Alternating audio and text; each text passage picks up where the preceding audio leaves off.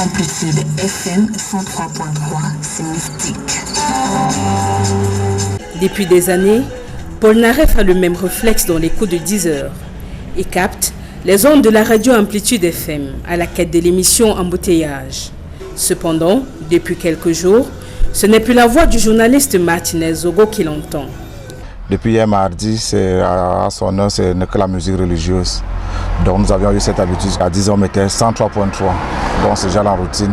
L'assassinat du chef de chaîne d'Amplitude FM porte un coup au chauffeur taxi de la ville de Yaoundé et de ses environs.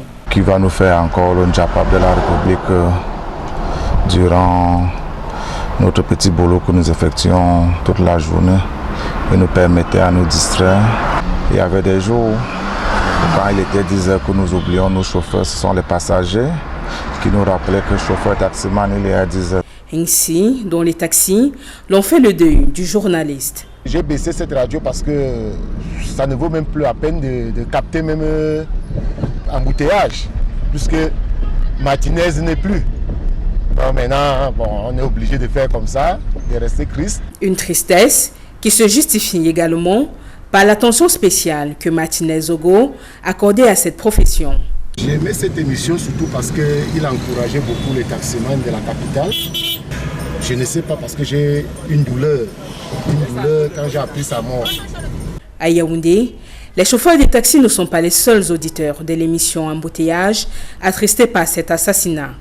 Dans les marchés, le présentateur de cette émission est pleuré. Je fais partie de ceux qui pleurent Martinez Zogo vraiment. C'est un des Camerounais qui nous disait vraiment la vérité sur la situation du pays. Donc on est en deuil. L'émission Embouteillage était comme une émission, on appelle ça quoi? Comme un culte. Quand ça commençait, tout le monde était captivé. On partait là-bas écouter la vraie vérité. Ainsi, sous la tristesse, la colère gronde après ce meurtre.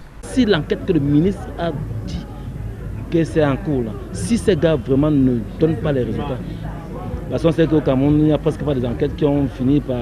Aucune enquête n'a abouti. Si l'enquête n'aboutit pas, c'est sûr que ça ne va pas plaire, ça va vraiment pas plaire les Camerounais. Tous les regards des auditeurs de l'émission Embouteillage sont dès lors fixés sur les enquêtes annoncées par le gouvernement. FM 103.3, c'est mystique.